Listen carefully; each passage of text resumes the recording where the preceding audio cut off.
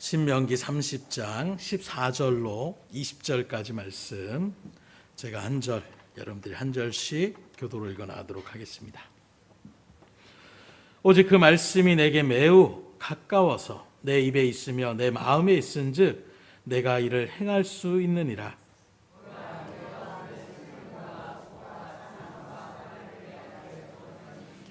곧 내가 오늘 내게 명령하여 내 하나님 여호와를 사랑하고 그 모든 길로 행하며 그의 명령과 규례와 법도를 지키라 하는 것이라. 그리하면 내가 생존하며 번성할 것이요 또 내 하나님 여호와께서 내가 가서 차지할 땅에서 내게 복을 주실 것임이니라.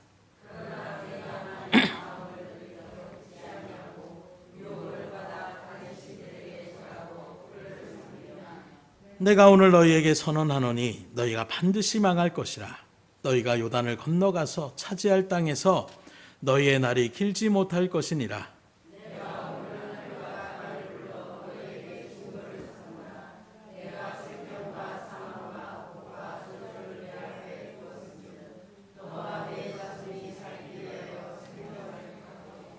내 하나님 여호와를 사랑하고 그의 말씀을 청종하며 또 그를 의지하라.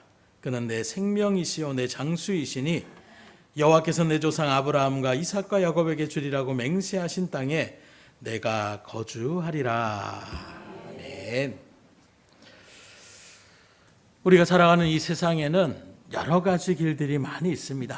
땅에는 고속도로를 비롯해서 국도, 또 지방도, 농로, 소로까지, 또 사람이 다니는 보행길이 있고 자동차가 다니는 자동차 전용도로가 있습니다. 해상도 마찬가지입니다. 바다에는 배가 다니는 해로가 있고 하늘도 비행기가 다니는 항로라는 것이 분명하게 있다라는 거예요. 이와 같이 수많은 길과 많은 종류의 길이 있는데 그 중에 공통점이 있다라면 반드시 규정된 길로 다녀야 된다는 거예요. 정해진 길이 아닌 다른 길로 간다면 어떻게 되겠습니까? 자동차 전용도로에 사람이 거기를 걸어간다면 큰일 날 수밖에 없는 거예요. 반대로 사람이 다니는 보행로에 자동차가 다니면 또 어떻게 되겠습니까? 큰 사고가 일어날 수밖에 없는 것입니다. 마찬가지로 우리가 하나님이 예정하신 그 천국에 신앙의 여정을 걸어가는 길에도 분명한 그 길이 우리 가운데 놓여져야 되는데, 이 영생의 길, 구원의 길, 은혜의 길을 걸어가는 일들에 대한 부분들이 오늘 말씀에 대하여 그걸 증거하고 있는데, 16절의 말씀을 다시 보면 내가 오늘 내게 명령하여 내 하나님 여호와를 사랑하고 그 모든 길로 행하며, 사람이 정해진 길이 있다라는 거예요. 이스라엘 백성들이 애굽에서 그렇게 출애굽해서 하나님의 그 은혜의 나라, 약속하신 가나안 젖과 꿀이 흐르는 땅으로 걸어가라 하시는 그 여정이 있는데, 그 길이 이렇게 가면 되지, 저렇게 하면 더 빨리 갈 수 있지, 내 멋대로 가는 것이 아니라 하나님이 정해주신 길이 있다라는 거예요. 그 길과 그 규례와 법대로 나아가면 하나님께서 뭐라고 합니까? 그리하면 내가 생존하며 번성할 것이요 또 내 하나님 여호와께서 내가 가서 차지할 땅에서 내게 복을 주실 것임이니라. 하나님의 만들어진, 하나님이 가라고 하신 그 길대로 가면 복을 누리는 삶 가운데 살 것이라고 분명하게 약속하고 있어요. 그리고 그 뒤에는 만약에 그럼에도 불구하고 그 길로 나아가지 않으면 오히려 망할 수밖에 없는, 저주받을 수밖에 없는 것을 우리에게 증거하고 있습니다. 그럼 오늘날 우리가 믿음의 길을 갈 때 가나안 땅으로 가지 않아요. 이미 가나안 땅은 이스라엘 백성들이 차지하고 있습니다. 오늘 우리가 거는 신앙의 여정에도 하나님이 예비하신 우리의 본향, 그 처소로 가는 분명한 믿음의 여정이 있다는 거예요. 그 길을 성경 우리에게 분명히 말합니다. 예수님은 요한복음 14장에 내가 곧 길이요 진리요 나로 말미암지 않고는 아버지께로 갈 자가 없다. 우리가 저 천국을 소망하며 다 나아가는데 그 천국으로 가는 길은 다른 길은 없다라는 거예요. 이 세상에 어떤 이슬람을 통하여 또 불교를 통하여 여러 가지 어떤 일들을 나타내는 이런 모습들로 가는 것이 아니라 오직 우리가 갈 수 있는 천국의 길은 예수 외에는 없다는 것을 분명하게 증거하고 있습니다. 그래서 이후에 사도행전 4장에 바라보면 베드로가 더 확실하게 선포하는 거예요. 다른 이로서는 구원을 받을 수 없나니 천하 사람 중에 구원을 받을 만한 다른 이름을 우리에게 주신 일이 없음이라 하였더라.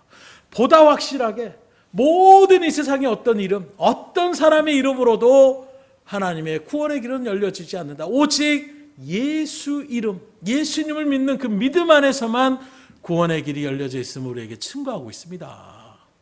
이후에 사도행전 10장에 보면 바울도 동일하게 얘기해요. 바울과 실라가 억울하게 옥에 갇혀서 그 하나님 앞에 그럼에도 불구하고 찬미하며 기도하 나갈 때에 옥토가 무너지고 옥문이 열려지고 창고가 풀려지는 이럴 들 가운데 간수장이 스스로의 생명을 끊으려고 합니다. 왜냐하면 그가 담당했던 죄수가 도망을 가거나 탈옥을 하게 되면 그것을 담당했던 사람이 그걸 책임지고 그 죄를 책임지고 대신 벌을 받아야 되는 이런 엄중한 법이 로마의 법에 있기 때문에 그래서 스스로 목숨을 끊으려고 하는데 바울과 실라가 말합니다. 우리가 여기 있으니까 생명을 끊지 말아라.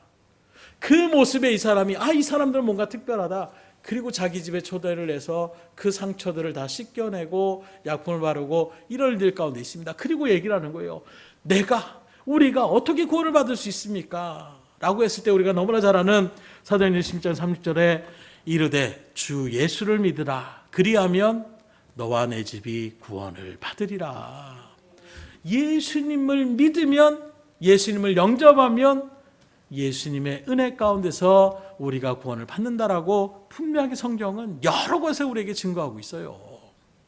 그럼에도 불구하고 이렇게 성경이 분명하게 우리에게 기록하고 있음에도 불구하고 이 시대에 여전히 일부의 신학자들이 오직 예수만이 구원이라는 것을 부정하면서 교회 밖에도 구원이 있다라고 말하고 있고 모든 종교 가운데서도 종교는 한 길이 아니라 여러 길이 있는 것처럼 다양한 어떤 길들 가운데 궁극적으로 그 정상에만 올라가면 된다.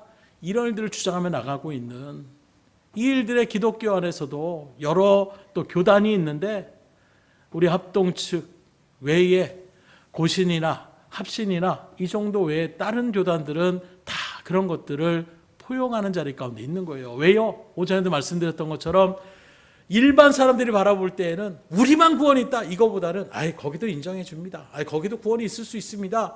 이렇게 얘기하는 모습이 보다 아름다워 보이고 보다 뭔가를 포용하며 나아가는 이런 모습인 것처럼 착각을 일으키는 모습 속에서 가뜩이나 요즘 또 기독교가 여러 가지 일들 가운데 편협됐다라고 자기들만 한다라는 이런 곱지 않은 시선 속에서 뭔가 우리도 포용력이 있다는 것을 나타내고자 하는 일관적인 반로의 모습으로 여타의 다른 종교들도 다 구원이 있다라고 이야기하고 있다라면 어떻게 되겠어요?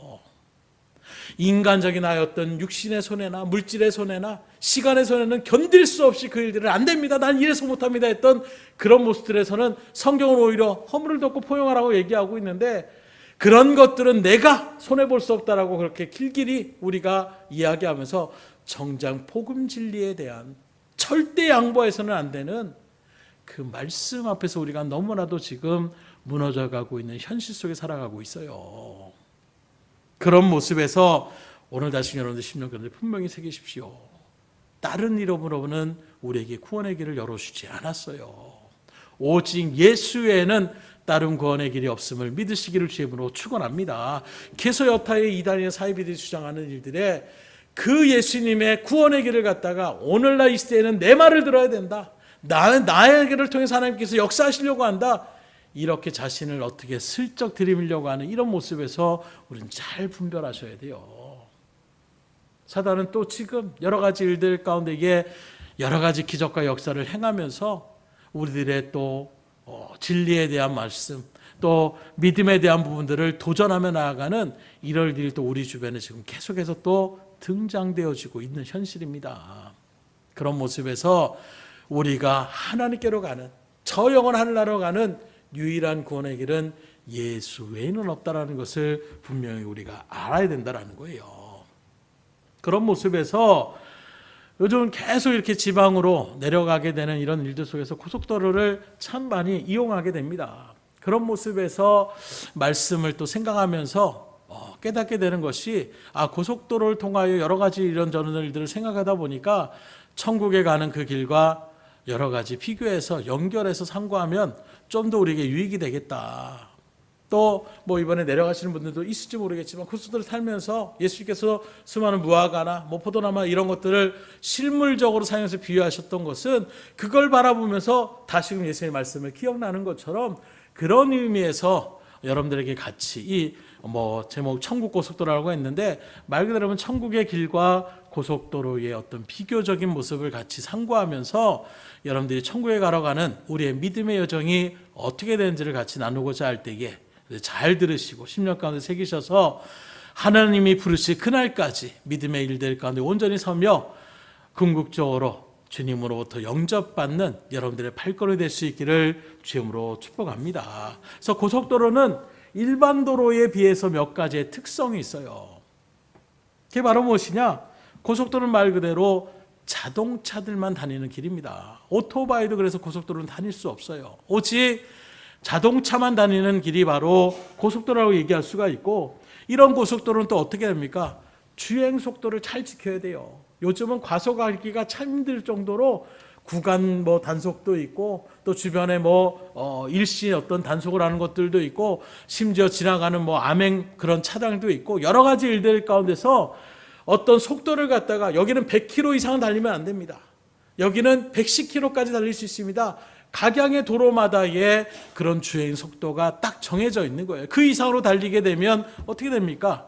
벌금을 물을 수밖에 없는 거예요. 또 고속도로는 제한되는 것이 많이 있습니다. 그래서 아무 곳에서나 들어갈 수 있고 아무 곳에서나 나갈 수 있는 것이 아니에요. 들어갈 수 있는 침출료가 따로 있고 또 나가야 되는 진출료가 분명하게 따로 있는 것입니다. 그래서 이런 일들 가운데서 먼저 우리가 생각해 볼 것은 이런 고속도로를 건설하려면 먼저 어떻게 됩니까? 각종 장애물을 제거해야 돼요. 그래서 고속도로를 다니다 보면 뭐가 가끔가다 나오느냐? 터널이 자주 나올 때가 있어요. 왜 터널을 뚫습니까? 그 안에 길을 쭉 내려고 하는데 말 그대로 빠른 길로 최단 거리로 빠른 그런 속도로 나갈 수 있는 고속도로를 달라 보니까 돌아가지 않게 해서 되도록이면 직선으로 그렇게 고속도로를 뚫게 되는데 앞에 산이나 뭐 이런 것들이 막혀 있으면 어떻게 됩니까? 그것을 터널을 만들어서 뚫어버리는 거예요. 그런 일들 가운데서 터널이 온전하게 뚫려야 보다 고속도로다운 속도를 낼 수 있는 그런 길이 만들어질 수가 있는 것입니다. 또 그렇게 만들어지는 일들 가운데서도 제 기능을 다 발휘할 수 있도록 그렇게 만들어야 되는데, 그래서 높은 산은 넘어갈 수 없기 때문에 터널을 뚫어야 되는 것이고, 만약에 그 안에 강이 있다 그러면 어떻게 합니까? 다리를 놓는 거예요. 돌아가는 길이 아닙니다. 그 길을 쭉 갈 수 있도록 만약에 그 안에 물이 있고 강이 있으면 거기에 다리를 그렇게 놓는 것이고, 높은 곳이 있으면 깎고 낮은 곳은 또 메어내야 되는 거예요. 나무도 베어야 되고 경우에 따라서는 사람이 사는 그런 집들도 이전해야 되는. 그래서 지금도 최근에 몇 달 동안 이 일들 때문에 누가 혜택을 받는다 이런 일들 가운데서 얼마나 또 많은 말들이 오갑니까? 고속도로를 뚫게 되면 마을에 어떤 진출로와 이런 것들을 갖다가 말 그대로 밀어버릴 수도 있는 거예요. 이런 산업이 바로 고속도로의 건설이라고 얘기할 수가 있는 것입니다. 마찬가지로 우리가 믿음의 길을 걸어가는 인생 그 천국에 가는 그 여정 속에서도 장애물이 있다라면 그걸 우리는 뚫고 지나갈 수가 있어야 되는 거예요. 그래서 만약에 지금 여러분들 가운데 태산 같은 어떤 그런 산이 여러분들을 막고 있습니까? 기도의 터널을 뚫을 수 있기를 주님으로 축원합니다. 멈추는 것이 아니라 오히려 하나님 앞에 더 간절함의 기도에 그 기도 가운데의 능력의 역사를 체험할 수 있어야 되는 거예요.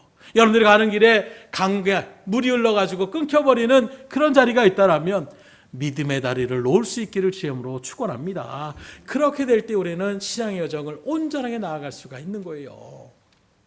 두 번째로 이런 일들을 건설하기 위해서는 어떻게 됩니까? 주먹구구식으로 만드는 것이 아니라 당신 와서 좀 일 좀 하십시오. 이 와서 좀 일하십시오. 이게 아니라 그 나름의 전문가들, 기술자들을 갖다가 모아야 되는 거예요.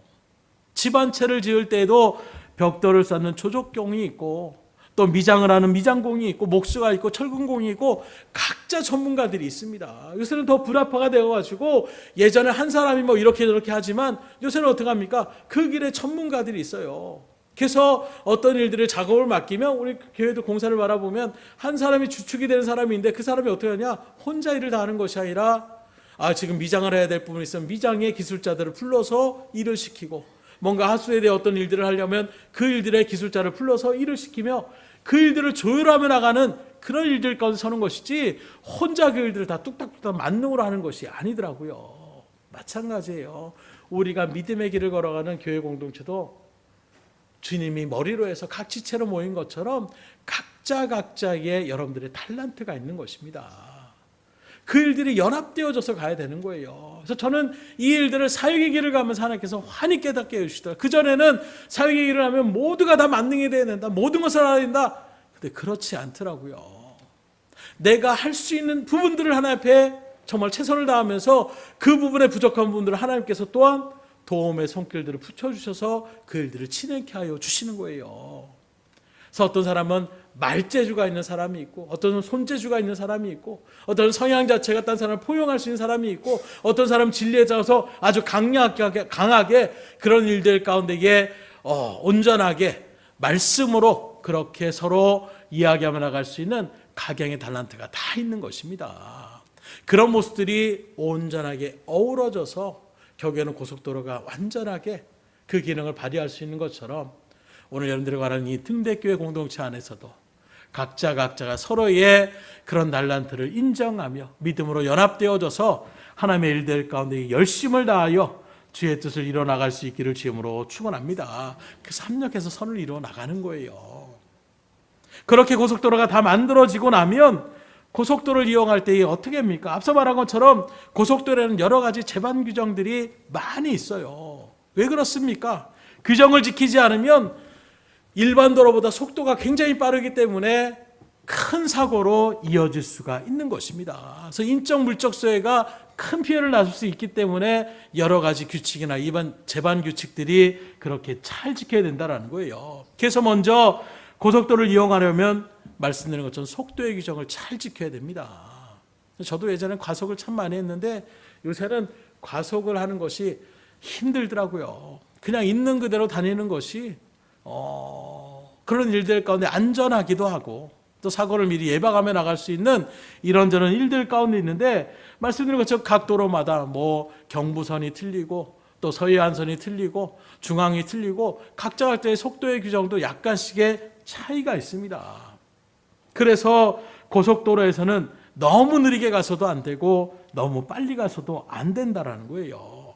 그렇게 되면 벌금을 물을 수밖에 없는 것입니다. 곳곳에 설치되어 있는 무인 카메라에 그렇게 단속을 받을 수밖에 없다라는 거예요. 두 번째는 규정된 차선을 잘 지켜야 됩니다. 그래서 요즘은 또 예전에 1차로로 그냥 무조건 달렸는데 이제는 추월차로라는 것을 확 해가지고 이제는 그곳으로 계속 달리게 되면 또 벌금을 물을 수 있다라고 지정하는 일들 가운데서 또 운전자들이 많이 또 경각심을 지금 나타내고 있는데, 마찬가지예요. 버스 전용터로가 따로 있고 또 일반 차량들이 달아가는 길이 따로 그렇게 나와 있는 것입니다.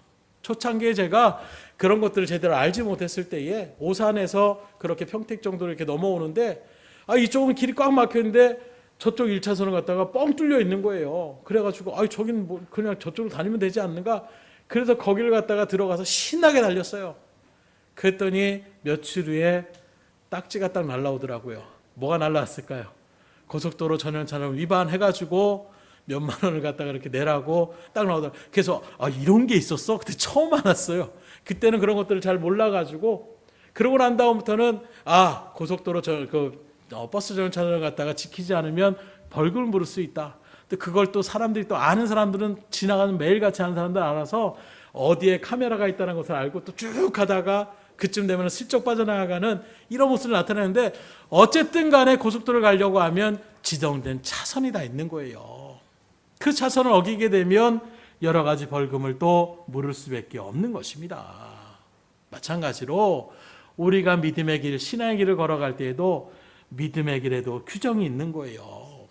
내가 좀 잘한다라고 해서 남보다 앞장서서 되는 것도 아니고, 또 너무 느리게 가서도 안 되는 것입니다.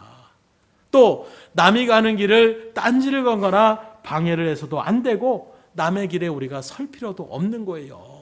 저 사람은 저 사람에 대해 하나님의 뜻이 있고 길이 있는 것처럼 나는 딴 사람을 비교하거나 저 사람은 저럽니까? 그래서 베드로가 물어보는 거예요. 아니 주님의 사랑하는 이 제자는 어떻게 됩니까?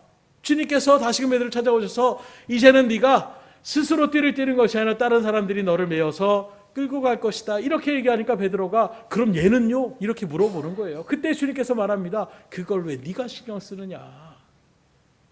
너에겐 너의 길이 있고 이 요한에겐 요한의 길이 있는데 그걸 신경 쓰지 말고 나에게 맡겨진 하나님의 뜻대로 걸어가는 것, 그게 믿음의 여정이요 신앙의 여정이요 자기 십자가를 지는 것이라고 우리에게 증거하고 있는 것입니다.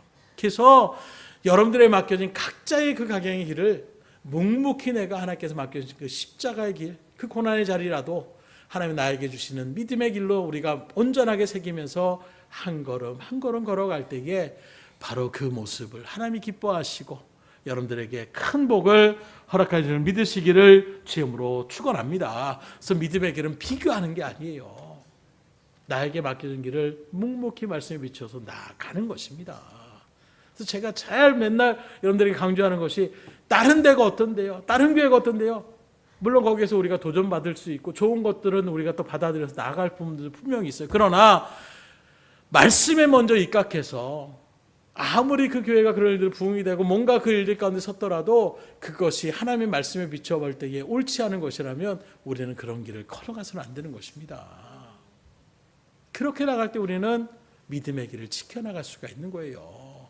많은 부분들 가운데 우리가 절대적인 하나님의 말씀의 진리 가운데 우리는 절대평가를 받고 나아가야 되는데 우리는 자꾸 상대평가를 하려고 그래요. 남들도 다 그러는데요. 누구도 그러는데요. 하나님은 그것을 얘기하고 있지 않아요. 내가 너에게 뭐라고 얘기했느냐. 하나님이 이렇게 우리에게 말씀하시는 거예요. 두 번째로 고속도로에 들어가면 우리가 아는 것처럼 그냥 공짜로 가는 것이 아니라 톨게이트비라는 것을 우리가 낼 수밖에 없습니다. 그런데 먼저 나가는 것이 아니라 요즘은 하이패스가 다 있어서 그런 부분이 있지만 여전히 알 데 없으면 어떻게 합니까? 먼저 그 통행권을 갖다 받아야 되는 거예요. 그냥 받지 않고 가면 거기에 대한 또 큰 벌금을 물을 수가 있는 것입니다. 그래서 이 표를 가지고 이제 마지막 내가 나갈 그곳에 나갈 때에 그만큼의 거리에 대한 어떤 통행료를 갖다가 우리가 내야 되는 것입니다.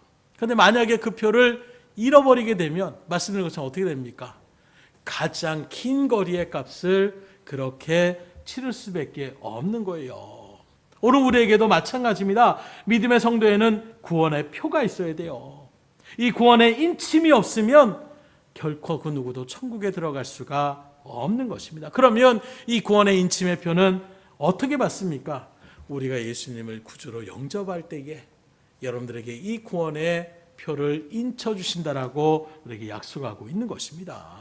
그런데 만약에 우리가 이 구원의 표를 잃어버리면 몇 배의 눈물의 회개의 자리 가운데 설 수밖에 없는 거예요. 곧 믿음의 아는 예수님을 영접했습니다. 이젠 예수님의 백성답게 하나님의 자녀답게 살아가겠습니다 하고 우리가 온전하게 나아가면 그러면 그 일들 가운데 고난이나 역경이나 이런 것들을 당할 필요가 없는데 탕자와 같이 그 자리가 가장 좋은 자리를 잃어버리고 또 어느 순간에 세상이 좋고 그런 일들 가운데서 구원의 온전한 길 가운데 가지 않고 다른 길로 그렇게 나가다 보면 어떻게 됩니까? 몇 배의 벌금을 얻는 것처럼 처절하게 또 하나님 앞에 울부짖어 나갈 수밖에 없는 그런 자리 가운데 설 수밖에 없는 거예요. 그러니 하나님 말씀처럼 첫사랑을 잃어버리지 않기를 주님으로 축원합니다. 그 믿음에 붙잡고 온전하게 주님께서 가시는 부르신 그날까지 우리는 나아갈 수 있어야 돼요. 세 번째로 고속도로는 가다가 아무 데서나 쉴 수 없습니다. 아유 피곤하니까 그냥 갓길에 막 세워야지. 그렇게 하다가 또 대형 사고가 날 때도 있는 거예요. 그래서 중간에 휴게소라는 것이 있습니다. 간이 휴게소도 있고 기본적으로 우리가 잘 아는 뭐 여러 가지 음식이나 이런 것들이 쉴 수 있는 공간이 마련되어 있는 고속도로 휴게소가 따로 있는 거예요. 그래서 일반 도로처럼 쉬고 싶다라고 해서 아무데나 정차하고 그렇게 머물다가는 큰 사고로 이루어질 수가 있는 것입니다. 반드시 지정된 휴게소와 쉼터에서만 쉴 수가 있는 거예요. 마찬가지로 우리가 신앙생활 하는데도 쉬는 일이 내 맘대로 막 쉬는 것이 아니에요. 학생들이 방학한다고 교회도 방학을 하는 것이 아닙니다. 우리의 믿음의 여정에 방학은 있을 수 없어요. 남들이 쉰다고 우리가 주일을 쉬어서 되겠습니까? 예배를 쉬어서 해야 되겠습니까? 기도를 쉬어서 해야 되겠습니까? 그럴 수 없는 겁니다. 그럼 어떻게 됩니까? 고속도로에서 그 휴게소에서 이제 더 이상 막 피곤하다, 지친다, 또는 화장실이 급하다 이러면 우리가 고속도로에 들어가서 쉬면서 피로를 회복하기도 하고, 또 배가 고프면 먹거리를 통해서 다시금 충전을 받고, 또 자동차가 고장나거나 기름이 떨어지면 그런저런 일들 가운데에 수리를 받거나 또 기름을 충전하여서 다시금 남은 여행길을 갈 수 있는 여러 가지를 충전할 수가 있는 것입니다. 마찬가지로 우리가 신앙생활하는 믿음의 길에서도 휴게소라는 것은 필요한 것을 공급받는 것을 이야기하고 있어요. 그래서 때로는 집회나 세미나를 통하여 영적인 은혜를 받고 우리의 잘못된 신앙을 고침받기도 합니다. 또 간증 집회를 통하여 새로운 은혜를 우리가 받을 때도 있고, 때로는 기도원에 가서 마음껏 부르짖는 그 기도의 은혜 가운데서 누리는 충만한 영적인 은혜도 있는 거예요. 그래서 사역자들도 가끔씩 정말로 지치고 그럴 때에 기도원에 가서 며칠 동안 또 일주일 동안 그렇게 기도하면서 마음에 힘을 얻게 되는. 그래서 이번에도 총회에서 가는데 총대 목사님들 가운데서 너무 수고 많으셨습니다 할 때에 오히려 그렇게 얘기하시는 분이 있어요. 나는 지금이 쉬는 기간에서 참 좋다. 목회자에게 있어서도 날마다 새벽에 말씀을 준비하고 또 수요예배나 금요철이나 말씀을 전하는 것이 결코 쉽지 않아요. 10년, 20년, 30년 목회를 하신 분들도 항상 말씀을 전하는 것에 대한 부담감이 있는 것입니다. 그런 모습에서 조금이나마 그런 것들을 갖다가 잠시 내려놓고 다른 어떤 목회자님들이 전하는 그 말씀들을 들으면서 나의 신앙을 또 점검해 볼 수 있는 이런저런 일들 가운데서 오히려 많은 쉼이 된다라고 이야기하시는 분들도 있더라는 거예요. 마찬가지예요. 여러분들도 쉼을 얻을 때 그냥 육신적인 어떤 쉼의 어떤 세상적인 그런 모습이 아니라 그 시간 가운데서 하나님 앞에 기도하며 나갈 수 있는, 또 하나님과 깊은 교제를 나누며 나갈 수 있는, 그래서 무조건만 다른 막질하는 것, 무조건 교회 안에서만 하는 것, 이게 전부가 아니에요. 때론 내가 스스로가 느껴질 때가 뭘 해도 마음이 헌하고 뭘 해도 정말 기운이 빠지며 나갈 때 있다라면 내가 이제 다시금 충전받을 때예요. 말씀을 묵상하고 또 하나님과의 기도의 골방에 들어가서 깊은 교제 가운데서 다시금 충전을 받을 때에 또 우리가 하나님의 일들을 감당해 나갈 수가 있는 것처럼 여러분들이 나가는 그 일들 가운데서 이런 믿음의 휴게소에 같이 자리매김하셔서 지치지 않고 끝까지 그 길을 완수하며 나갈 수 있기를 주님으로 축복합니다. 네 번째로 고속도로는 곁길을 조심해야 됩니다. 그래서 고속도로에는 큰 도시마다 우리가 아는 것처럼 톨게이트도 있지만 인터체인지라는 것이 있어요. 그래서 다른 그런 일들 가운데 들어오는 길이 있고 나가는 길이 있습니다. 그런 일이 있을 때에 길을 잘못 들게 되면 어떻게 합니까? 삥 돌아가야 돼요. 그래서 제가 예전에 말씀드렸잖아요.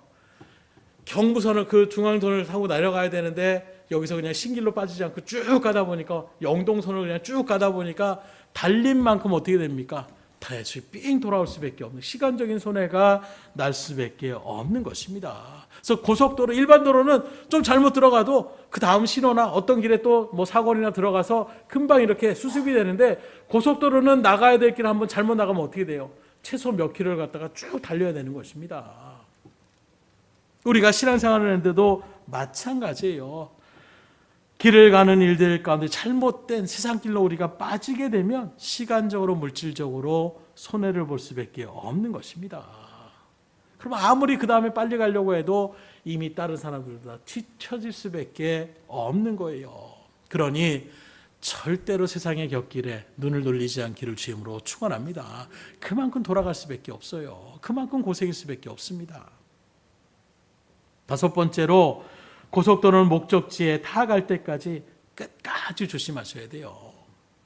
운전 중에 항상 긴장하고 전후자의를 잘 살피면서 그렇게 나가야 되고, 다 왔다라고 해서 방심하다가 그런 사고들이 저는 일어날까 했는데 어쩌면 그 톨게이트를 지나가다가 거기에서 그냥 잘못해가지고 큰 사고로 이렇게 나타나는 부분들도 가끔 있더라고요.